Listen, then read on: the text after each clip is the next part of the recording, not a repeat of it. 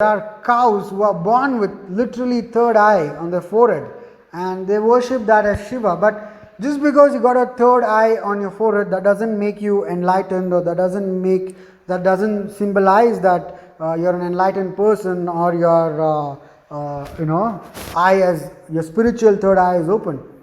It's a spiritual. Now, when they say your third eye should be open, you'll have clear perception, you have clarity. They're talking to you in a spiritual dimension.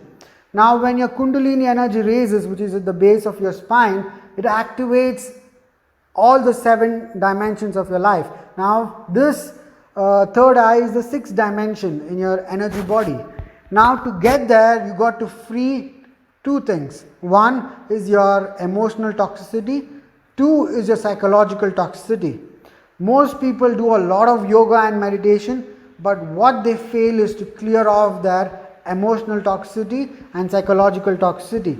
If your Kundalini raises, if it hits this emotional toxicity, it will not go beyond that, it will simply fall back. And if you have cleared your emotional toxicity, if it hits your psychological toxicity, again it won't stay there, it will simply fall back. This is the biggest issue with a lot of people.